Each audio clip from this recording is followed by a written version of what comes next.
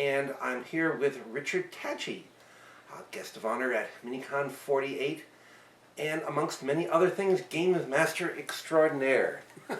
Well, thank you. How many games do you think you have?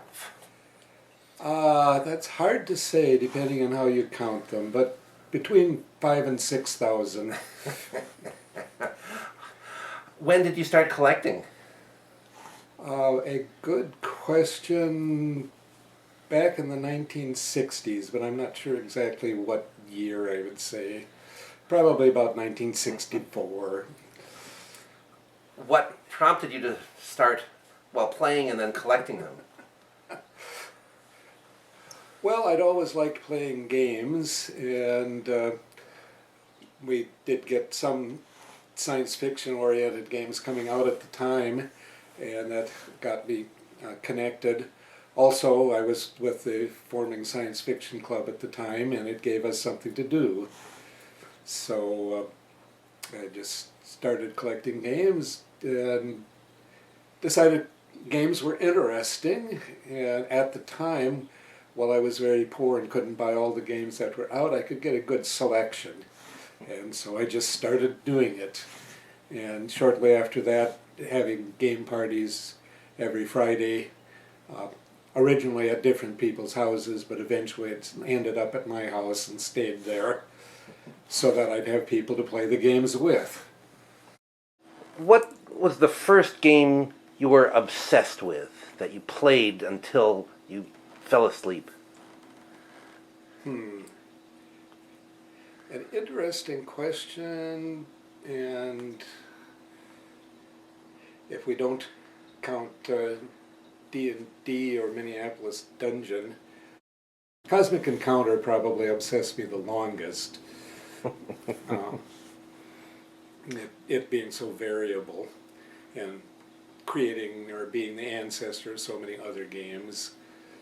So I played a lot of it. I got all the expansions that I could find. I made up expansions for it, and it's still down in the basement, but I can't find anybody to play it these days.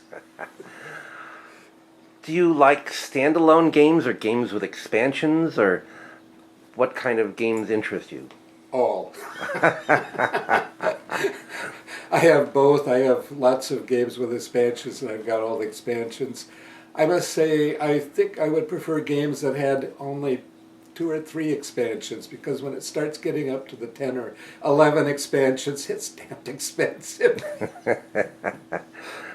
But most of them I've got anyhow. And I must say that I have cut down on collectible card games for the same reason. If they keep coming out with new stuff continuously, not only can't I really afford it, but I don't have room. Did you ever get into trading magic cards or any of the collectibles? No. I should have, but I'm really not into trading, and I don't have that many contacts with people that would be trading, and so I didn't. Now, you bring these games to conventions. Do you have favorites that you like to bring, or what games do you find people like to play?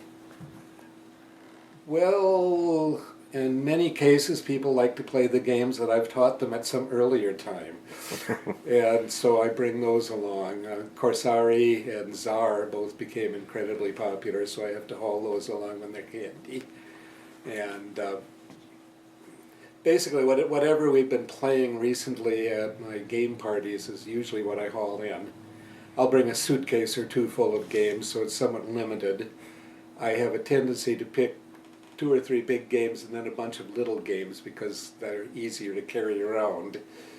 So card games show up and 2-player games show up at conventions oftener than they might in other cases, and fewer of the big multiplayer games. It's easier at a convention to get a couple of people playing than to get a whole bunch. Well, do you play with people you know, or do you rope in newcomers? Both. I try and rope in newcomers. I'm not as terribly good at it as I should be, so I oftentimes play with people I know. On the other hand, people I know are oftentimes ones that I've roped in earlier. Yeah. Now, some games are like card games that are self-contained, and others require specialized equipment like dice. How many dice, independent of games, independent of the ones that came with the games, how many dice do you think you have? Oh, not really that many, maybe 500. Not many, 500. Okay. Are most of them standard six-sider? Most of them are standard six-siders. I never got heavily into the polyhedrals, so I don't have nearly as many of those as the others. Not that I don't have a few dozen. You mentioned Minneapolis gaming. Briefly tell the history of that, because I think that's a bit of a lost chapter in the Dungeons and Dragons saga. All right, Dave Arneson invented Dungeons and Dragons and later published it with Gary Gygax, but Dave pretty much did the inventing and did playtesting at various places, mostly over at the U. And while I didn't get in on those playtest sessions, Blue Pedal, Louis Feller, the local fan, did, and came back all amazed with what a great game it was. And since it hadn't been published and he'd only played a couple of games and the rules weren't made up yet, we just made up our own and started what we called Minneapolis Dungeon. Since we didn't have polyhedral dice at the time, we ignored those and worked out a system of using six-siders for everything, including a bunch of matrices so you could roll any number from 1 to, I think, about 264 with 3 dice, completely random. And when did that start? So you're asking me for dates. Mid 70s, I assume, sometime. Probably early 70s, actually, maybe 72. I don't have tight memories on dates, or actually tight memories for people. Played with lots and lots of people back then for many years and don't remember their names now, but I know that I made up a pretty good dungeon. Blue had a dungeon and ran it for a while, but then decided mine was better and we kept playing with mine. Ken Fletcher played a bit, Al Kufeld, or now Ellen Kufeld, and a fair number of other people, and we simply kept going once a week or so, and usually at cons. We had some massive games at cons. My favorite one was when all the players got together at a Minicon, about 75 maybe, and decided that they were going to go all the way to the top of the pyramid in my dungeon, which no one had ever gotten to. And they asked for permission to bring in magic items and things from other people's Minneapolis dungeons so they'd have their best characters fully equipped, and got them together. And we started Friday afternoon. I looked at my maps and I pointed at a room about 2/3 of the way up the dungeon and said, they'll get that far. Sunday evening, playing continuously, at about 8 o'clock, I think, or thereabouts, they finally gave up and went back. One room short of the room I pointed at. I had to stay awake the whole dang time. Several of them took naps, which wasn't fair. But, that was an epic run. Enjoy creating your own worlds for people to play in, your own games? Of course, I've invented a number of games. Being a horrible businessman, I have not sold any of them, but I've invented a number of them, as well as the Dungeon and other role-playing games. Did Dungeon for quite a while and then sort of slowed down on it.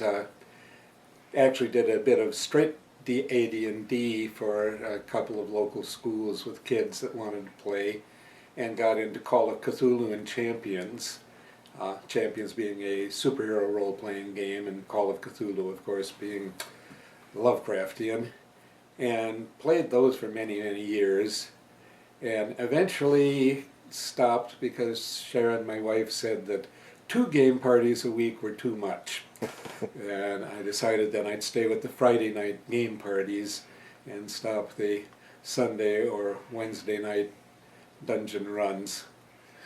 So I haven't done much role-playing since then. That was probably 15 years ago now, I guess. Time does fly. Well, speaking of time flying, you're saying you started circa 1964. That's almost 40 years. How much in an average week do you think you spend gaming in terms of hours?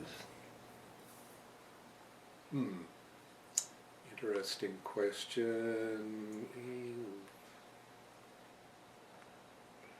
You have to add in a few extras for cons and things. At least 10 or 12. That's actual gaming, but it's harder to get people to game, so I don't do that much solo gaming. I do spend a fair bit of time each week also going and getting more games and trying to figure out where to stack the games I've got and sorting through stuff. So yeah, quite a bit of time each week with games. If someone were to approach you at a convention now, for example, the convention you're guest of honor at, what game would you like to introduce them to as a starter game, a gateway game? A tough question. If it's the one that we're at now, I'm intending to play mostly my games, the ones I've invented. So I'd probably introduce them to Triad, which is a very simple and fast 2-player, vaguely chess or Chinese checkers-like game, but it has a sort of unique game mechanism to it. I'm going to be playing a lot of it because it plays fast, and I'm going to be challenging people to beat Richard Tatge at his own game, and that's one of them. I'm good at it too, so it'll take them a little work to do it. Okay, what was that game again? Triad. Triad, okay. Now, at conventions there's been other guests of honor who have been professional game designers. To my knowledge, you're the first game player who is guest of honor. How does that feel? The whole thing feels pretty good, actually. I'm having a lot of fun with it. Okay, well, thank you very much, Richard Tatge, and I look forward to gaming with you perhaps sometime. Yes, it would be fun. You haven't been by very often lately.